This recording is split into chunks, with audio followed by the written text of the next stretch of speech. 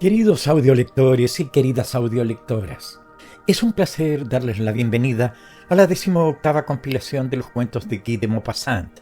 Esta serie ha sido una travesía fascinante por la maestría narrativa de uno de los más grandes escritores del realismo francés. En esta ocasión continuamos explorando historias que reflejan la complejidad de la condición humana con su característico estilo que mezcla sutileza, ironía y una profunda comprensión de la naturaleza humana.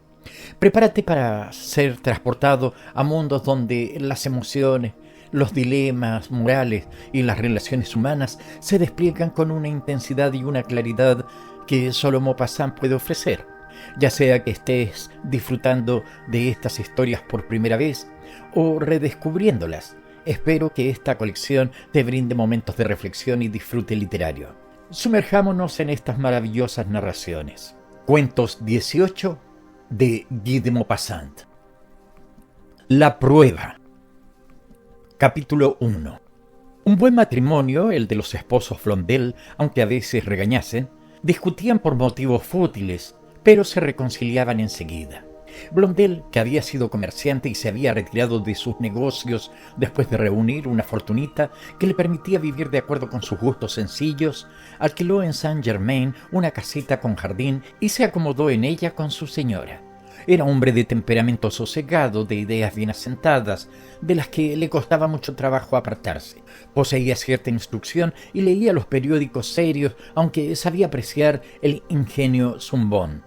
Su fuerte era la razón, la lógica, el sentido práctico que distingue al industrioso burgués de Francia. Discurría poco, pero certeramente, y no tomaba ninguna resolución que no estuviese precedida de consideraciones cuya infalibilidad le aseguraba su instinto. Su estatura era mediana, el cabello entrecano y los rasgos de su rostro denotaban distinción. No carecía su señora de algunos defectos, a pesar de sus muchas cualidades muy apreciables. Era de carácter arrebatado, de una franqueza de expresión que rayaba con la violencia, de una cabezonería que no se rendía a nada y sus rencores contra las personas eran definitivos.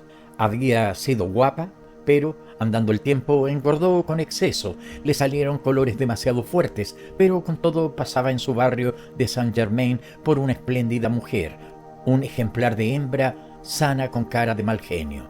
Sus peleas surgían casi siempre a la hora del desayuno, a propósito de cualquier discusión sin importancia, y su enojo duraba hasta la noche y muchas veces el día siguiente. Una vida sencilla y tan limitada como la suya daba a sus preocupaciones más insignificantes un aire de trascendencia y cualquier tema de conversación degeneraba en disputa. No les había ocurrido eso en otro tiempo cuando los negocios ocupaban su atención. Coincidían sus mutuas preocupaciones, mantenían apretados sus afectos, los enlazaban y mantenían juntos en la malla de una empresa y de un interés común. Pero en Saint-Germain se trataba con menos gente. Tuvieron que rehacer su círculo de conocimientos, creándose en un medio que les era extraño, una vida nueva, horas de actividades. Como consecuencia de la monotonía de aquellas horas siempre iguales, sus relaciones mutuas se agriaron. La dicha tranquila que habían esperado y anhelado con la holgura de medios materiales no se veía por parte alguna. Acababan de sentarse a la mesa cierta mañana del mes de junio y Blondel preguntó de pronto: ¿No conoces a la familia de la casita roja que hay al extremo de la calle del Berceau? Se conoce que la señora Blondel se había levantado de malas, porque contestó: sí y no, los conozco, pero no me interesa tratarme con ellos. ¿Por qué? Parecen gente muy amable. Porque esta mañana me crucé con el marido, que estaba en la terraza, y hemos dado juntos un par de vueltas. Dándose cuenta de que amenazaba tormenta, agregó Blondel: fue él quien se me acercó y me habló el primero. La mujer le miraba con desagrado y exclamó: hubiera sido mejor que pasases de largo. ¿Pero por qué? Porque se habla mucho de ellos. ¿Qué habladurías corren? ¿Qué habladurías? Pues las de siempre. El señor Blondel cometió el error de mostrarse algo vivo.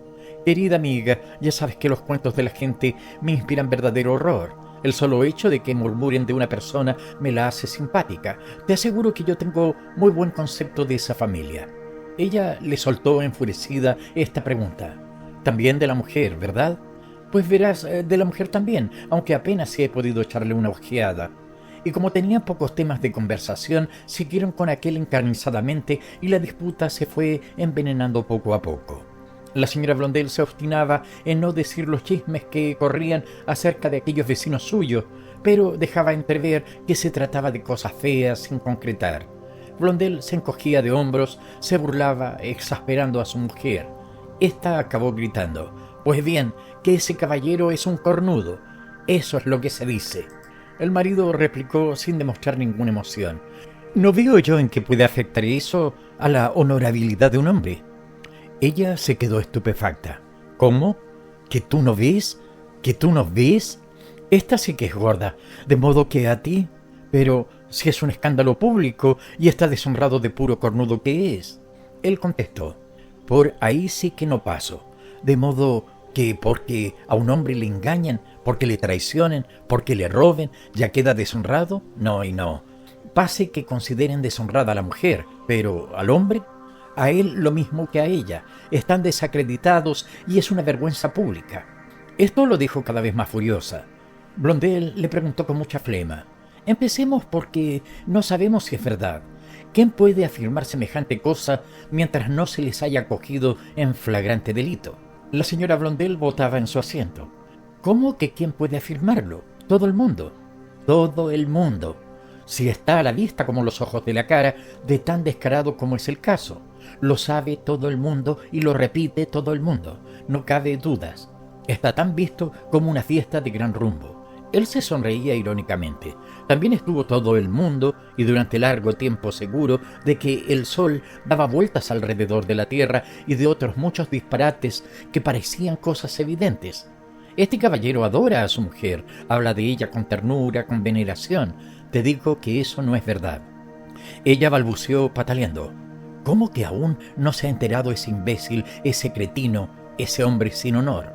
Blondel no se enfadaba, aducía razones. Bueno, ese caballero no es ningún idiota. Al contrario, él me ha dado la impresión de ser muy inteligente y avispado.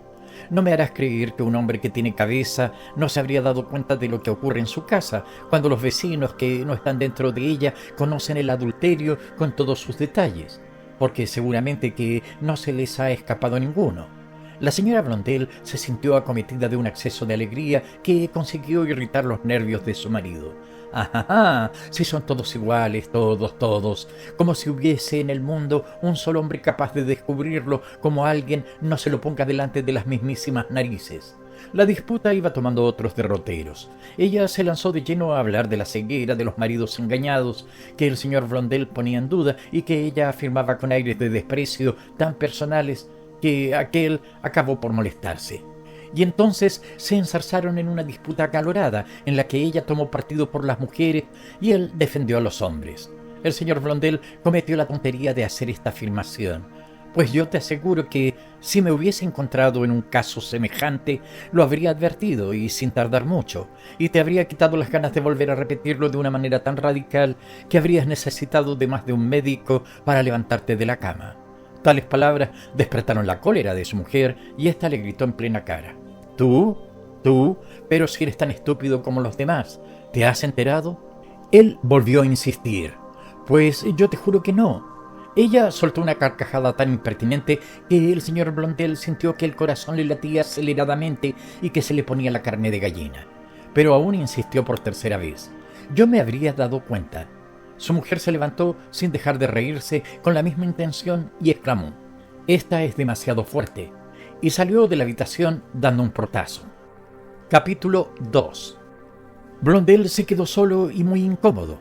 Aquella risa insolente, provocadora, le había herido como un aguijón de mosca venenosa, cuyo pinchazo no se siente al pronto, pero que al rato produce un escozor insoportable. Salió de casa, caminó, se forjó mil desvaríos. La soledad de su nueva vida le inclinaba a los pensamientos tristes, a ver las cosas negras. De repente tropezó con el vecino, aquel con quien se había encontrado por la mañana. Se dieron un apretón de manos y entablaron conversación. Después de tocar varios temas, recayó su charla en sus respectivas mujeres. Parecía que uno y otro quisiesen hacerse una confidencia, comunicarse un pensamiento indecible, confuso, doloroso, acerca de la naturaleza de aquel ser asociado a sus vidas, la mujer. El vecino se expresaba así: Parece verdaderamente como si sintiesen a veces una especie de animosidad especial contra su marido por el solo hecho de serlo. Yo quiero a mi mujer, la quiero mucho, la aprecio y la respeto. Pues bien, hay ocasiones en que parece mostrar más confianza y menos reservas con nuestros amigos que conmigo mismo. Blondel pensó inmediatamente. Ya está visto. Mi mujer estaba en lo cierto. Una vez que se quedó solo, reanudó sus meditaciones. Sentía dentro de su alma un revuelo, sí, confuso de pensamientos contradictorios, una especie de hervor doloroso, y aún resonaba en sus oídos la risa impertinente, aquella risa irritada que parecía decir: «Pero si tú eres uno de tantos, imbécil». Aquello había sido desde luego una provocación, una de las insolentes provocaciones de mujeres que para herir y humillar al hombre contra el cual están irritadas son capaces de arriesgarlo todo. De modo, pues, que aquel pobre hombre era por lo visto un marido engañado, como tantos otros. Él mismo había dicho tristemente: «Hay ocasiones en que parece mostrar más confianza y menos reservas con nuestros amigos que conmigo mismo». Así era como un marido, el ciego sentimiento que la ley llama un marido. Expresaba sus juicios acerca de las especiales atenciones que su mujer dedicaba a otro hombre. No iba más allá, no veía nada más en ellas, se parecía a todos los demás, a los demás. Y al recordar que su propia mujer, la suya, la señora Blondel, había reído de aquella manera tan extraña: «Tú también, tú también». Qué desatinadas e imprudentes son las mujeres. Solo por darse el gusto de provocar son capaces de introducir una sospecha como aquella en el corazón de un hombre. Fue remontando por el pasado de su vida en común, rebuscando entre sus pasadas amistades por si con alguna de ellas dio señal de mayor confianza y menos reservas que con él. Tan tranquilo y seguro de ella y confiado fue siempre que jamás había sospechado de nadie. Sin embargo, ahora recordaba que había tenido un amigo íntimo, que por espacio de cerca de un año iba a cenar con ellos 3 veces por semana. Tancred, el bueno de Tancred, el honrado Tancred, al que Blondel llegó a querer como un hermano y con el que seguía entrevistándose a espaldas de su mujer desde que ésta se enojó con aquel simpático mozo, sin que supiese nunca el motivo. Se detuvo para meditar, escudriñando el pasado con ojos inquietos, pero de pronto se revolvió contra sí mismo, contra aquella deshonrosa insinuación del yo desconfiado, del yo celoso, del yo maligno que todos nosotros llevamos dentro, y se censuró por ello. Se sintió culpable, se injurió sin dejar por eso de acordarse de las visitas, de las maneras de aquel amigo a quien tanto apreciaba su mujer y al que echó de casa sin razón aparente. Pero acudieron de improviso a su memoria otros recuerdos de rupturas de amistades muy parecidas a aquella y que fueron la consecuencia del carácter vengativo de la señora Blondel, que no perdonaba jamás una ofensa a su amor propio. Se echó a reír francamente de sí mismo y de aquel sentimiento angustioso que había empezado a dominarle. Recordó la expresión rencorosa que tomaba el rostro de su esposa siempre que él le decía al volver a casa: «Me he encontrado con el bueno de Tancred y me ha preguntado por ti». Esto le devolvió la tranquilidad, porque ella respondía siempre: «Cuando hables con ese caballerete puedes decirle que yo lo relevo de la obligación de ocuparse de mí». Con qué cara de irritación, con qué cara feroz pronunciaba aquellas palabras. No cabía dudas, oyéndola, de que no perdonaba, de que no perdonaría jamás. ¿Cómo había podido sospechar él, ni por un segundo? ¡Qué estupidez! Pero bien, ¿y por qué se había enfadado ella de aquel modo? Jamás le había dado una explicación concreta de las desavenencias ni del motivo de su rencor. Lo cierto es que le guardaba un rencor profundo, muy profundo. ¿Sería que...? De ningún modo, de ningún modo. Blondel se dijo a sí mismo que se envilecía dando pábulo a semejantes pensamientos. Desde luego se rebajaba, pero no podía dejar de pensar en ello, y acabó preguntándose con espanto si, una vez que había entrado en su espíritu aquella sospecha, arraigaría en su corazón como un gusano que le atormentaría siempre. Se conocía a sí mismo, se dedicaría a rumiar aquello, como rumiaba en otro tiempo sus operaciones comerciales durante días y noches interminablemente, sopesando el pro y el contra. Ya empezaba a dar señales de excitación, caminaba con paso más vivo, perdía su calma. Es inútil luchar contra la idea. Es inexpugnable, nadie la arroja de donde ella se asienta, nadie la puede matar. De improviso surgió en su imaginación un proyecto audaz, tan audaz que estuvo al principio dudando en si lo ejecutaría o no. Siempre que se encontraba con Tancred, este le pedía noticias de su señora y Blondel le contestaba, sí que un poco enfadada, y nada más. Santo Dios, ¿y hasta qué punto se había conducido él como un verdadero marido? ¿Quién sabe si...? Tomaría el tren de París, iría a casa de Tancred, lo traería con él aquella misma tarde, asegurándole que el misterioso resentimiento de su mujer había pasado ya. Pero, ¿qué cara pondría a su señora? ¡Qué escena! ¡Qué furor! ¡Qué escándalo!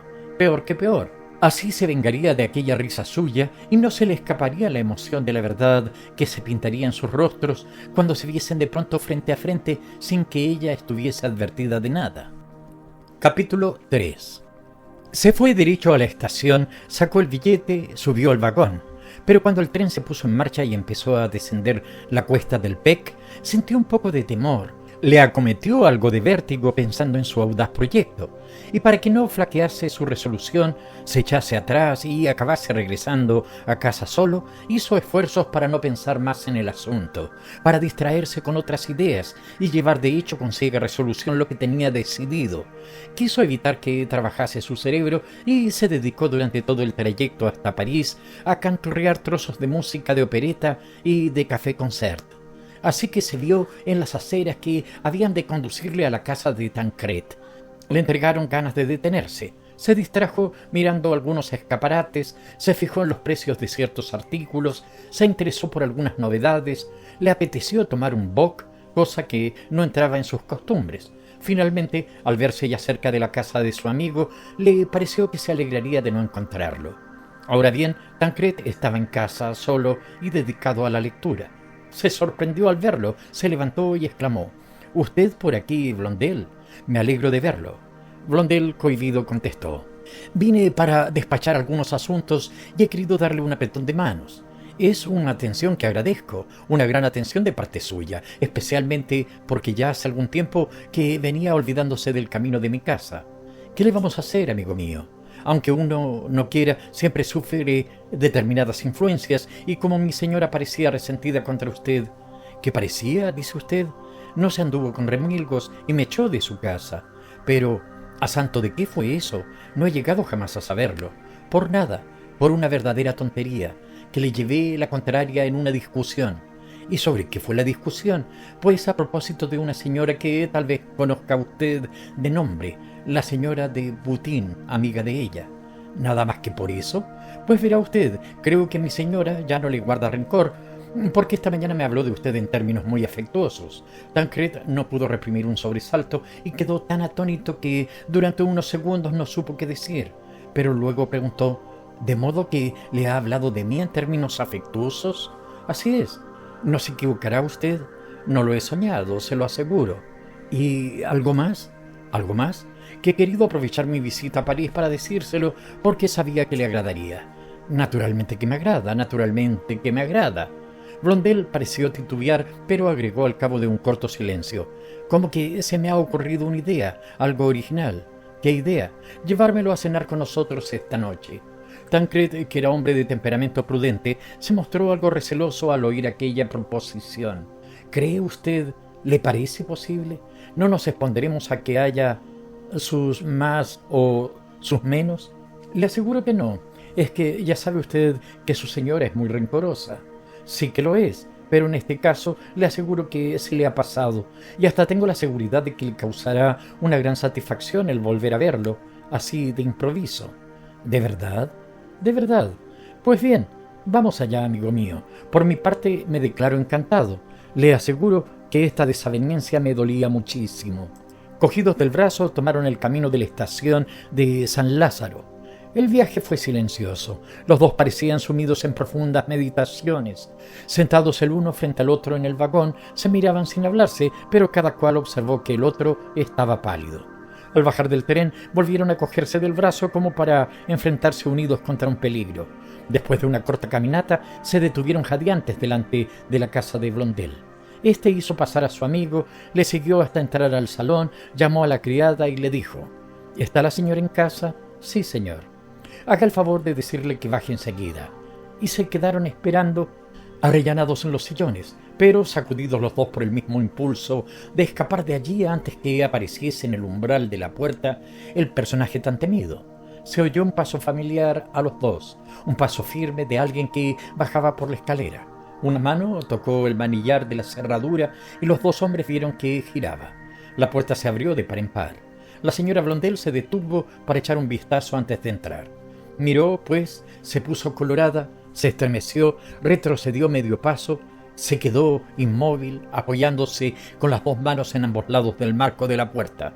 Entonces Tancred, que estaba pálido como si fuese a desmayarse, se puso en pie, dejando caer el sombrero, que rodó por el suelo y al mismo tiempo balbuceó: «Soy yo, señora. Creí, me atreví, me dolía tanto». Al ver que ella no contestaba, agregó: «¿Me perdona usted? ¿Verdad que sí?». Entonces ella, como arrebatada por un súbito impulso, avanzó hacia él con ambas manos extendidas y cuando él las cogió entre las suyas, las estrechó y retuvo. Ella le dijo con una voz tierna, lánguida y desfalleciente que jamás había empleado con su marido: «Querido amigo, estoy de veras satisfecha». Blondel, que no les quitaba ojo, se sintió helado de la cabeza a los pies, como si lo hubiesen sumergido en un baño frío. La puerta. «Ah», exclamó Karl Masulini, «he aquí una cuestión difícil, la de los maridos complacientes. Desde luego yo he visto de todos los tipos y no sabría dar una opinión sobre uno únicamente. A menudo he intentado determinar si son en realidad ciegos, clarividentes o débiles. Yo creo que hay de estas tres categorías. Hagamos un pase rápido sobre los ciegos. Estos en absoluto son serviciales, puesto que no saben, de los infelices que son, que no ven nunca más lejos de sus narices. Por otra parte, una cosa curiosa e interesante a apuntar es la facilidad de los hombres e incluso de las mujeres, de todas las mujeres, para dejarse engañar. Nos sorprenden con las más pequeñas astucias todos los que nos rodean, nuestros niños, nuestros amigos, nuestros criados, nuestros proveedores. La humanidad es crédula y nosotros no gastamos en sospechar, adivinar y desbaratar las destrezas de los otros, ni la 10ª parte de la sutileza que utilizamos cuando queremos, cuando nos toca engañar a alguien. Los maridos clarividentes pertenecen a tres razas: los que tienen interés, un interés económico, ambición, o bien los que su mujer tiene un amante o amantes. Los que quieren, poco más o menos, únicamente salvaguardar las apariencias y están satisfechos de ello. Los que rabian. Sería una hermosa novela sobre ellos. En fin, los débiles, los que tienen miedo del escándalo. Hay también los impotentes, o más bien los fatigados, que huyen del lecho conyugal por temor a un síncope o a una apoplejía y que se resignan con ver a un amigo correr riesgos. En cuanto a mí, he conocido un marido de una especie bastante rara y que se ha defendido de todo esto de una forma espiritual y rara. Yo había conocido en París un matrimonio elegante, mundano, muy liberal. La mujer, activa, alta, delgada, muy encorsetada, pasaba por haber tenido aventuras. Me gustó por su espíritu y creo que yo también le gusté. Le hice la corte, una corte a prueba a la que ella respondió con provocaciones evidentes. Pronto llegamos a las miradas tiernas, las manos cogidas, a todas las pequeñas galanterías que preceden al gran ataque. Sin embargo, yo dudaba. Creo, en resumen, que la mayor parte de las uniones mundanas, inclusive las muy cortas, no valen el mal que nos producen ni todas las preocupaciones que de ellas pueden resultar. Yo comparaba pues mentalmente los atractivos e inconvenientes que podía esperar y temer cuando creí darme cuenta de que el marido sospechaba de mí y me vigilaba. Una tarde en el baile, mientras que yo le decía cosas tiernas a la joven, en un saloncito contiguo a los grandes donde se bailaba, percibí de repente en un espejo el reflejo de una cara que me espiaba. Era él. Nuestras miradas se cruzaron. Después yo lo vi siempre en el espejo, girar la cabeza e irse. Murmuré: «Vuestro marido os espía». Ella pareció estupefacta. «¿Mi marido?» «Sí, varias veces él nos ha estado vigilando». «Vamos, ¿está seguro usted?» «Muy seguro». «Qué extraño. Al contrario, ordinariamente se muestra de lo más amable con mis amigos. Puede ser que haya adivinado que os amo». «Vamos, vos no sois el primero que me hace la corte. Toda mujer un poco de buen ver colecciona un rebaño de pretendientes». «Sí, pero yo os amo profundamente». Admitiendo que esto fuese verdad, ¿acaso un marido adivina nunca este tipo de cosas? Entonces, ¿no es celoso? No, no. Ella reflexionó ciertos instantes y después siguió. No, nunca noté que fuera celoso. ¿Nunca os ha vigilado? No, como os decía, es muy amable con mis amigos. A partir de ese día le hice la corte más regularmente. La mujer no me gustaba mucho, pero los celos probables del marido me seducían bastante. En cuanto a ella, la juzgaba con frialdad y lucidez. Tenía un cierto encanto mundano que provenía de un espíritu alerta, alegre, amable y superficial, pero ningún tipo de seducción real y profunda. Era, como yo os había ya dicho, una casquivana, siempre fuera con una elegancia un poco ostentosa de más. ¿Cómo explicároslo? Era un decorado, nada hogareña. Ahora bien, un día, como yo había cenado en su casa, su marido, en el momento en que me retiraba, me dijo: «Querido amigo», me trataba como un amigo desde hacía algún tiempo, «nosotros vamos a irnos pronto para el campo. Ahora bien, sería un gran placer para mi mujer y para mí recibir allí a la gente que apreciamos. ¿Aceptaría pasar un mes con nosotros? Sería muy amable por su parte». Quedé estupefacto, pero acepté. Así que un mes más tarde llegué a su casa en la propiedad de Bercresson, en Touraine. Me esperaban en la estación a 5 kilómetros del castillo. Eran 3, ella, el marido y un señor desconocido, el conde de Morterad, a quien fui presentado.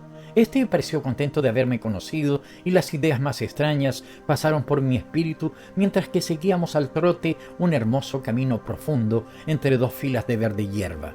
Yo me decía: «Veamos, ¿qué quiere decir esto? He aquí un marido que no puede dudar de que su mujer y yo estemos tonteando, y él me invita a su casa, me recibe como a un íntimo y parece decirme: «Vamos, vamos, querido, el camino está libre». Después me presentan a un señor muy distinguido, a fe mía, instalado ya en la casa, y que busca tal vez dejar de serlo, y que parece tan contento como el marido con mi llegada. Se trata de un anciano que busca su retiro. Podría ser, pero entonces los 2 hombres estarían pues de acuerdo, tácitamente, por medio de uno de esos hermosos pequeños pactos infames tan comunes en la sociedad, y me proponen, sin decirme nada, entrar en la asociación tomando el relevo. Me tienden las manos, me tienden los brazos, me abren todas las puertas y todos los corazones. Ella, un enigma, ella no debe, no puede ignorar nada. Sin embargo, he aquí que yo no entiendo nada. La cena fue muy alegre y muy cordial. Cuando dejábamos la mesa, el marido y su amigo se pusieron a jugar a las cartas, mientras que yo iba a contemplar el claro de luna sobre la escalinata con la señora. Parecía muy turbada por la naturaleza y yo juzgué que el momento de mi felicidad estaba próximo. Aquella tarde yo la encontré realmente encantadora. El campo la había enternecido, o más bien debilitado. Su alargada estatura, delgada, aparecía hermosa sobre la escalinata de piedra al lado del enorme jarrón con una planta. Tenía ganas de arrastrarla bajo los árboles y de tirarme a sus pies diciéndole palabras de amor. La voz de su marido gritó: «Luis». «Sí, querido». «¿Olvidas el té?» «Ya voy, querido». Entramos y ella nos sirvió el té. Los 2 hombres, acabada su partida de cartas, tenían visiblemente sueño. Tuvimos que subir a nuestras habitaciones. Yo me dormí muy tarde y muy mal. Al día siguiente se decidió una excursión por la tarde y marchamos en landó descubierto para ir a visitar unas ruinas cualesquiera. Ella y yo estábamos al fondo del coche y ellos enfrente de nosotros, de espaldas. Hablábamos animadamente, con simpatía, con abandono. Yo soy huérfano y me parecía que acababa de encontrar a mi familia, dado que me sentía como en mi casa, al lado de ellos. De repente, como ella había extendido su pie entre las piernas de su marido, él murmuró con aire de reproche: «Luis, te lo ruego, no uses tus viejos zapatos. No hay razón para cuidarse más en París que en el campo». Yo bajé la mirada. Ella llevaba en efecto unos viejos botines torcidos en los tacones y me di cuenta de que sus medias no estaban para nada estiradas. Ella había enrojecido retirando su pie bajo el vestido. El amigo miraba a lo lejos con un aire indiferente y como ajeno a la situación. El marido me ofreció un cigarrillo que yo acepté. Durante varios días me fue imposible estar a solas con ella ni 2 minutos, ya que él nos seguía a todas partes. Por otra parte, esto era delicioso para mí. Ahora bien, una mañana, como había venido a buscarme para dar un paseo a pie antes de comer, llegamos a hablar del matrimonio.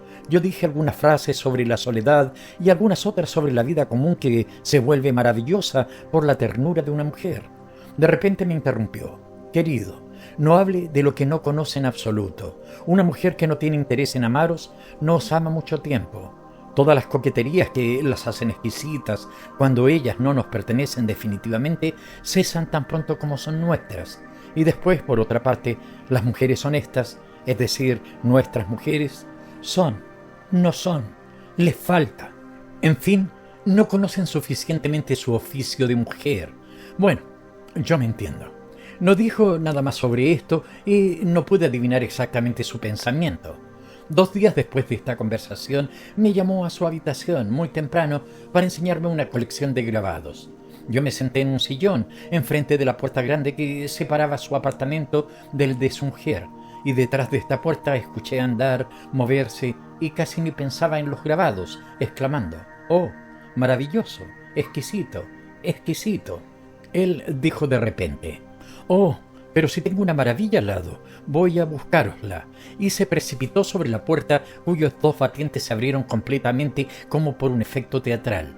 En una sala grande en desorden, en el medio de faldas, cuellos, corpiños sembrados por el suelo, un ser grande y enjuto, despeinado, la parte inferior del cuerpo cubierta con una vieja falda de seda ajada que ceñía su talle delgada, cepillaba delante de un espejo unos cabellos rubios, cortos y escasos. Sus brazos formaban 2 ángulos puntiagudos y a la vez que se giraba espantada, vi bajo una camisa de tela vulgar un cementerio de costillas que una falsa pechera de algodón disimulaba en público. El marido emitió un grito muy natural, volvió a entrar cerrando las puertas y con aire afligido. «Oh, Dios mío, mira que soy estúpido. Oh, realmente soy tonto. Esta es una equivocación que mi mujer no me perdonará jamás». Yo tenía ganas de darle las gracias. Me fui 3 días después, tras haber apretado intensamente las manos de los 2 hombres y besado la de la mujer, que me dijo adiós fríamente. Carl Masolini se calló. Alguien preguntó: «¿Pero quién era el amigo?». No sé, sin embargo parecía desolado por verme partir tan rápido. La querida. Me había detenido en Beaulieu únicamente porque leí en una guía, no sé cuál, hermoso museo, 2 Rubens, un Teniers, un Rivera, y me dije: veamos todo eso. Comeré en el Hotel de Europa, excelente al decir de la guía, y a las 24 horas otra vez en marcha. El museo estaba cerrado, solamente lo abrían en instancia de algún viajero. Se abrió para mí, que lo solicité, y pude contemplar algunas vetusteces atribuidas por un conservador chiflado a los mejores maestros de la pintura. Luego, ya solo y sin tener absolutamente en qué pasar el tiempo, lanzado en las calles de una pequeña ciudad construida en el centro de inmensa llanura, me dediqué a contemplar escaparates y recorrí algunos pobres comercios. A las 4 de la tarde me sentía desalentado, inútil para todo, sin fuerzas para soportar el aburrimiento invencible. ¿Qué hacer, Dios mío, qué hacer? Hubiera premiado con 500 francos a quien me sugiriese la idea de una distracción. A mí no se me ocurría nada y, decidido sencillamente a fumar un buen cigarro, busqué un estanco. Pronto lo reconocí por su farolito rojo y entré. La estanquera me presentó varias cajas para que yo escogiese. Después de mirar los cigarros, malísimos en mi opinión, miré a la estanquera, una mujer cuarentona, rolliza y blanca. En su rostro, simpático y respetable, creí hallar un recuerdo algo conocido. ¿Habría visto en otra parte aquella cara? ¿No era posible? Sí, era posible. Los años cambian las fisonomías, la gordura las deforma, pero siempre las facciones conservan algún rasgo peculiar que se fija en la memoria. Le dije: «Perdone usted, señora, que la mire con tanta insistencia, pero me parece recordarla». Ella contestó ruborizándose: «Yo también creo recordar a usted». De pronto grité: «¡Oh, sin duda! ¡Zaira!». Ella levantó las manos con expresión cómica desesperada y balbuceó: «Si le oyesen». Y recordando a su vez, dijo luego en voz alta: «Oh, eres tú, Jorge». Miró a todas partes con temor de que alguien hubiera oído aquellas palabras, pero se tranquilizó y dijo risueña: «Estamos completamente solos. Zaira». ¿Cómo pude reconocer a Zaira, una pobre criatura débil y flaca, en la sonriente y rolliza estanquera? Zaira, ¿Cuántas memorias acudían rápidamente a la imaginación? Bougival, la Grenouillère, Chateau, el restaurante Fornace, muchos días pasados en las canoas, bogando contra la corriente, 10 años de placer transcurridos en las deliciosas orillas del río. Éramos entonces 12 compañeros huéspedes en la casa Galopis de Chateau. Vivíamos alegremente, a todas horas medio desnudos y medio borrachos. Las costumbres han cambiado, los remeros de ahora llevan monóculo. Teníamos entre los 12 unas 20 queridas más o menos constantes. Algunos domingos acudían solo 4, a veces acudían todas. Algunas eran fijas y hasta fieles, otras iban cuando estaban desocupadas. 5 o 6 vivían a costa de todos y servían a todos los que no tenían una querida propia. Una de ellas fue Zaira. Cojeaba, era tímida, torpe, infeliz.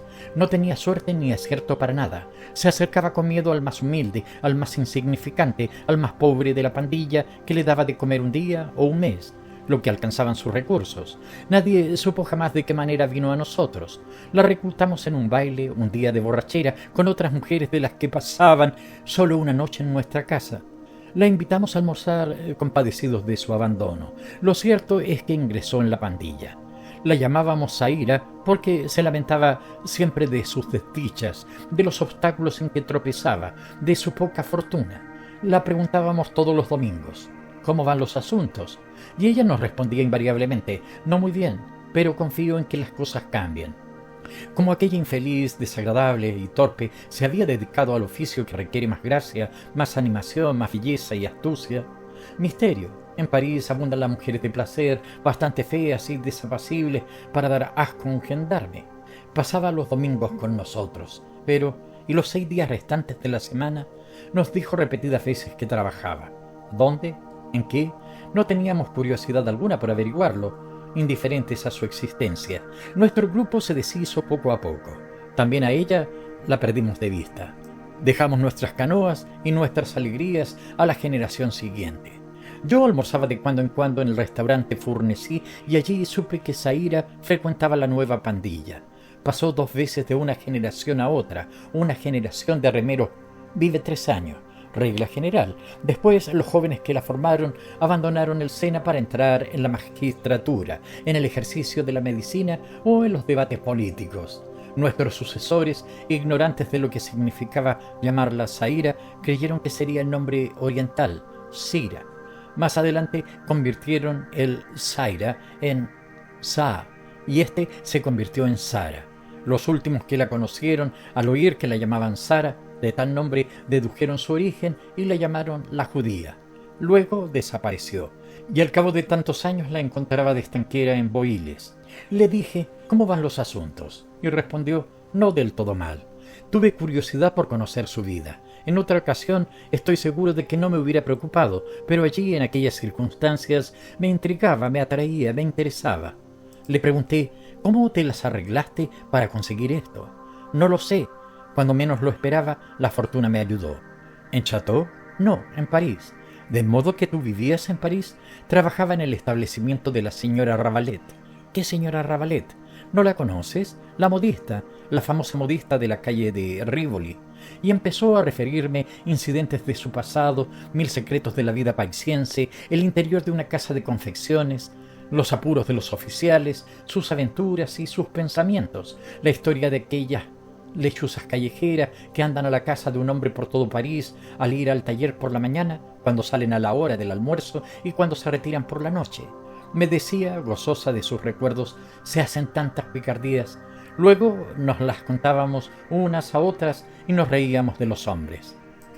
El primer engaño que hice fue con un paraguas. Yo llevaba uno de algodón, una cosa despreciable.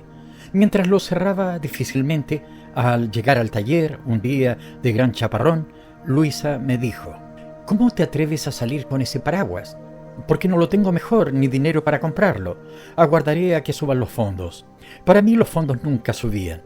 Ella me respondió: vete a buscar uno a la Magdalena. No la comprendí.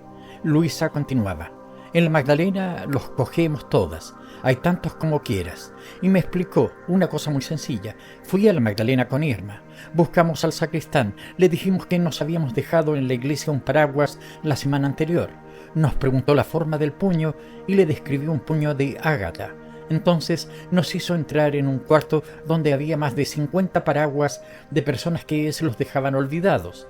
Los miramos todos uno por uno sin que apareciera el mío, pero me fijé mucho en el que me gustaba más, un paraguas muy bonito con puño de marfil labrado. Luisa fue a pedirlo al día siguiente. Lo describió según mis instrucciones y se lo dieron sin dificultad. Para esas aventuras nos vestíamos lo mejor posible.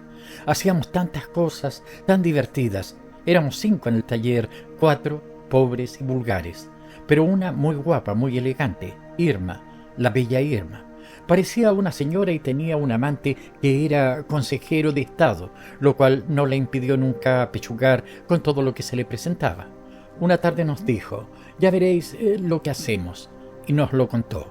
Irma tenía un cuerpo delicioso y una cara ideal, una cintura y unas caderas admirables. Era un cebo para los hombros. Imagino la manera de hacernos ganar a cada una 100 francos. Verás cómo lo hizo. Todas queríamos comprarnos una sortija y nos faltaba lo principal. Era preciso ingeniarse. Cada una tenía 2 o 3 amigos que daban algo, pero no lo suficiente. Cuando salíamos para almorzar alguna vez, picaba en el anzuelo un hombre. Le impacientábamos durante 15 días y al fin cedíamos a sus deseos, pero la ganancia no era mucha. En Chateau no hice más que divertirme. Dinero, nada. Oh, cómo te reirías oyéndome referir todas nuestras famosas invenciones. Figúrate la cara que pondríamos al saber que Irma proyectaba la manera de hacernos ganar a cada una 100 francos. La cosa es canallesca, pero te lo contaré todo. No importa. Conoces la vida y después de ir a Chateau durante 4 años, nada puede sorprenderte. Irma nos dijo: «Vamos a secuestrar en el baile de la ópera a los hombres más ricos, más elegantes y más generosos. Yo sé a cuáles dirigirme». Al principio el proyecto nos pareció irrealizable porque hombres así no van al baile para entretenerse con unas modistillas como nosotras. Con Irma sí. Oh, tenía tanto gancho. En el taller decíamos que si el emperador la hubiera conocido se habría casado con ella. Nos mandó a todas que nos vistiéramos lo mejor posible y nos dijo: «Vosotras no entraréis en el baile. Metidas cada una en un coche, aguardaréis en las calles próximas. Un caballero subirá y al sentarse a vuestro lado le besaréis del modo más agradable que sepáis. Luego lanzaréis una exclamación de sorpresa para indicar que os equivocasteis, que no era el que aguardabais, que hubo confusión. Esto seducirá seguramente al infeliz, satisfecho de suplantar a otro, y hará lo posible por quedarse con su desconocida. Vosotras resistiréis. Al cabo, cediendo a sus instancias, consentiréis en que os lleve al restaurante.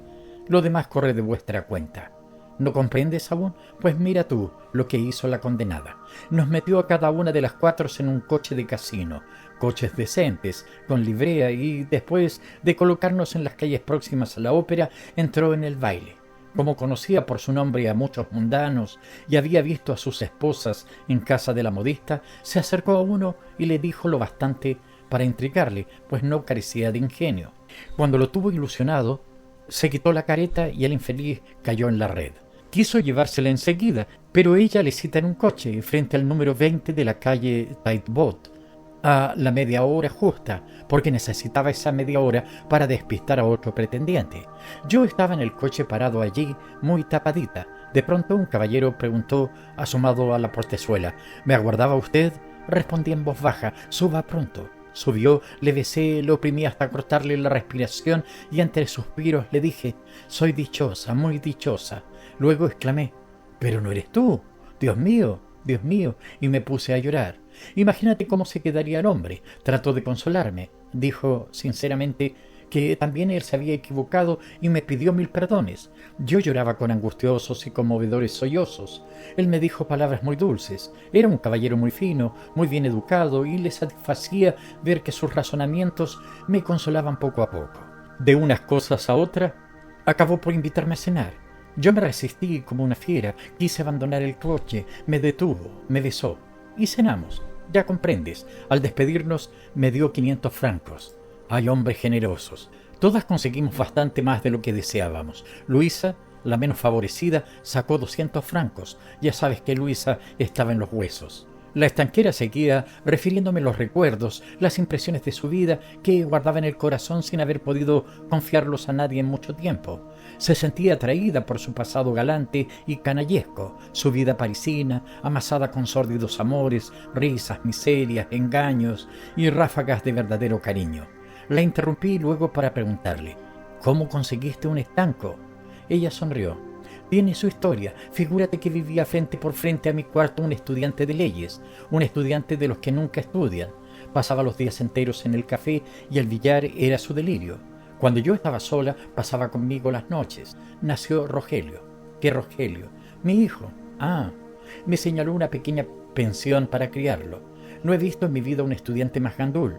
A los 10 años no había podido aprobar el primero de carrera y su familia, convencida de no sacar ningún provecho de aquel carambolista, le hizo dejar los estudios y volver a su casa. Pero seguimos en correspondencia por el niño. Figúrate que hace 2 años, en las últimas elecciones, salió diputado por su distrito. Habló en la Cámara y, como en el país de los ciegos el tuerto rey, adquirió influencia. Fui a verle y obtuvo para mí un estanco. Disimula. Entra, Rogelio. Un joven estirado, grave, satisfecho de sí, entró en la tienda, se acercó a su madre y la besó en la frente. La estanquera me dijo: este joven caballero es hijo mío, secretario del ayuntamiento ahora y futuro gobernador. Saludé al digno empleado y salí para encaminarme hacia el hotel, después de estrechar correctamente la mano a la estanquera. La rabia. Mi querida Genoveva, me pides que te cuente mi viaje de boda. ¿Me atreveré? Ajá. ¿Por qué no me dijiste algo? ¿Por qué no me diste a entender algo? Yo, ignorante, no sabía nada, pero absolutamente nada. Me parece bien. Hacía 18 meses que te casaste, 18 meses que lo sabes todo. Tú, mi amiga del alma, que antes eras tan comunicativa conmigo y en ocasión tan dificultosa, no tuviste ni caridad para prevenirme. Si me hubieses advertido, si hubieses despertado siquiera mi curiosidad, si me hubieses dejado entrever la menor sospecha, me habrías ahorrado una simpleza de que aún me avergüenzo, de la cual se reirá mi marido toda la vida y es tuya la culpa. He quedado en ridículo para siempre. Cometí una estupidez cuyo recuerdo no se borra fácilmente y tú podías evitarlo. Ah, si yo lo hubiera sabido. Prométeme que no te reirás de mí si quieres que te diga lo que pasó. No es una comedia, es un drama. Me casé por la tarde y debíamos tomar el tren de la noche para el viaje de novios. Ya lo sabes, yo distaba mucho de parecerme a Paulina, cuyas aventuras nos ha referido tan graciosamente Jeep en su bonita novela, En torno del matrimonio. Y si mamita me hubiese dicho como la señora de Hautrechtan dice a su hija: tu marido te oprimirá entre sus brazos, y yo no podría responder como Paulina riendo: no sigas, no me hace falta preparación, estoy al tanto de lo que debe ocurrirme.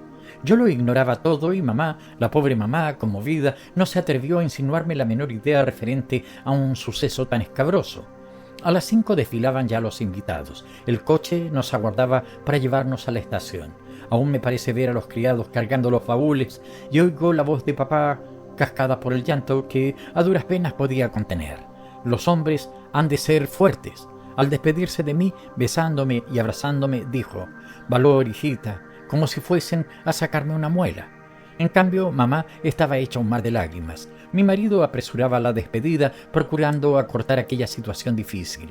Yo, completamente dichosa en aquel momento, sin embargo, lloraba también. De pronto sentí que me tiraban de la falda. Era Bijou, al cual había olvidado por completo, no haciéndole ninguna caricia, y el animalito me daba su adiós a su manera. Me enternecí y, cogiéndole, ya sabes que no abulta más que un puño, le cubrí de besos. Me gusta mucho acariciar a los animalitos. El contacto de su piel me produce una sensación agradable, un escalofrío delicioso. El perrito estaba loco de alegría y, agitándose y lamiéndome, de pronto me clavó los dientes en la nariz. No pude contener un grito y solté a Bijou porque la menuda herida me dolía y sangraba. Toda la familia se alarmó. Pidieron agua, vinagre, hilas, y mi cariñoso marido me hizo la cura. No era nada, una rosadura insignificante. Al cabo de 5 minutos nos fuimos. Pensábamos permanecer mes y medio en Normandía y a medianoche llegamos a Dieppe. Ya sabes de qué modo me gusta el mar. Comuniqué a mi esposo mi deseo de no acostarme sin haberlo visto y comprendí que mi pretensión le contrariaba. ¿Tienes ya sueño?, le pregunté riendo, y respondió: no tengo sueño, pero comprenderás que tengo una ansia de hallarme solo contigo. Su respuesta me sorprendió y dije: ¿solo conmigo? Pues ¿no hemos venido solos en el vagón? Sí, replicó sonriendo, pero un vagón de tren, aun estando solos, no puede compararse con una alcoba nupcial. También en la playa estaremos solos a estas horas, insistí, nadie nos acompañará. Decididamente mi proyecto no era de su gusto, pero accedió afectuoso. Lo que tú quieras, ángel mío. Espléndida noche, una de esas noches que inspiran ideas grandiosas y vagas, casi más que pensamientos, emociones, algo así como una ansia de abrir los brazos, de extender las alas, de abarcar el cielo, qué sé yo. Algo así como si fuéramos de pronto a comprender lo incomprensible, a conocer lo desconocido. Respiramos el ensueño, la poesía penetrante del ambiente, una delicia ultraterrena, un encanto que tal vez irradian las estrellas, la luna, la plateada y rugiente superficie del mar. Son los más bellos instantes de la vida y que no nos permiten adivinar la otra existencia, como la revelación de lo que podía ser o de lo que será. Sin embargo, mi esposo mostraba impaciencia, inquietud. ¿Tienes frío?, le preguntaba yo, y él me respondía negativamente. Quise comunicarle mi entusiasmo. ¿No ves a lo lejos un buque? Parece que se ha dormido sobre las aguas. Míralo. ¿Dónde podríamos disfrutar lo que disfrutamos aquí? Yo pasaría aquí toda la noche. ¿Quieres que aguardemos a ver salir el sol? Creyendo que me burlaba, me arrastró casi violentamente hasta el hotel. Si yo hubiera sospechado, miserable. Cuando estuvimos en nuestras habitaciones, me sentía avergonzada, cohibida, sin saber por qué, te lo juro. Le rogué que me dejara sola para desnudarme y meterme en la cama. Y ahora llega lo dificultoso. No sé cómo decírtelo, haré lo posible para darme a entender. Creyó malicia mi extremada inocencia y fingimiento mi absoluta ignorancia. Supuso que mi abandono, confiado y sencillo, era un estudio, una táctica, y no se preocupó de las delicadas atenciones precisas para que semejantes misterios no sorprendan y resulten siquiera tolerables a una criatura que no está preparada ni advertida. Primero temí que se hubiera vuelto loco, y después me aterró la idea de morir a sus manos. El miedo no deja lugar a la reflexión. Poseída por el miedo, sin razonar, imaginé cosas horribles en un segundo. Todas las gacetillas de los periódicos donde se refieren sucesos extraordinarios, crímenes complicados, todas las relaciones de fieros dramas conyugales acudieron a mi memoria. No podía ser un malvado que me trataba de aquel modo. Me defendí, le rechacé como pude y, defendiéndome desesperadamente, hasta le arranqué un mechón de pelo y una guía del bigote. Al fin conseguí librarme de sus garras con un supremo esfuerzo y, gritando «¡Socorro! ¡Socorro!», me precipité casi desnuda por la escalera. Se abrieron a mis gritos ante mí varias habitaciones, asomando a las puertas hombres en camisa con la palmatoria en la mano. Me arrojé desatinada en los brazos de uno de ellos, implorando su protección. Otro detuvo a mi marido. No puedo precisarte lo que ocurrió entonces. Vocearon, se golpearon y acabaron riendo a carcajadas, unas carcajadas ruidosas y estremecidas. ¡Qué manera de reír! Toda la casa se reía, desde los desvanes hasta las bodegas. Resonaban en los corredores y en las alcobas ecos de hilaridad. Los cocineros y las doncellas se retorcían de tanto reír en las buhardillas y el mozo de guardia rodaba sobre su colchón como si se hallase accidentado en el vestíbulo. Imagínate, mujer, en una fonda. Volví a verme sola con mi esposo, el cual me ofreció algunas ligeras nociones del caso, como explican los maestros, antes de realizarlo, un experimento de química. El hombre no se mostraba muy satisfecho. Yo lloré toda la noche y en cuanto amaneció, huimos de allí. Pero aún hay más. Al día siguiente llegamos a Pourville, que solo es un embrión de balneario. Mi esposo me agobiaba con sus atenciones y sus ternuras. Pasado el primer sofocón, parecía muy satisfecho. Avergonzada y desolada por mi aventura de la víspera, procuré mostrarme todo lo amable y dócil que pude. Pero no te imaginarás todo el horror, la repugnancia, casi el odio que me inspiró Enrique al revelarme del todo el infame secreto que se oculta con tanto afán a las muchachas. Me sentía desconsolada, con una tristeza mortal, arrepentida y expoliada por el deseo de volver al hogar paterno, a mi vida sin azares de soltera. Llegamos a Étretat. Los bañistas se hallaban hondamente preocupados por un horrible suceso. Acababa de morir una joven a la cual había mordido un perrito rabioso. Al enterarme, sacudió mi cuerpo un escalofrío. Me dolió al instante la mordedura de mi perrito, de cuyo accidente ya no me acordaba siquiera, y sentí un cosquilleo extraño. Por la noche no me fue posible dormir. Sobresaltada, olvidándome por completo de mi marido. También yo podía morir de hidrofobia. Por la mañana le hice referir detalladamente al camarero la historia de la víctima. ¡Qué angustia! Pasé todo el día paseando por la playa sin hablar, meditando. Morir de hidrofobia, qué muerte tan horrible. Mi esposo me preguntaba, ¿en qué piensas? Te veo triste. Y le respondía, no estoy triste, no pienso nada. Mis ojos se fijaban desvanecidos en el mar, en los campos, en las alquerías, pero sin ver nada preciso. Nadie hubiera podido saber lo que me atormentaba y a nadie hubiera comunicado yo mis pensamientos. Sentía un dolorcillo, un verdadero dolor en la nariz. Quise retirarme. Apenas de regreso en la fonda, me encerré sola para examinar la mordedura. No pude ver nada y, sin embargo, era indudable que me dolía. Escribí a mamá una carta breve, ansiosa, que debió de causarle mucha sorpresa, pidiéndole una respuesta categórica y urgente a insignificantes preguntas, y cuando hube firmado, añadí esta postdata. Sobre todo, no dejes de hablarme del perrito, me interesa mucho.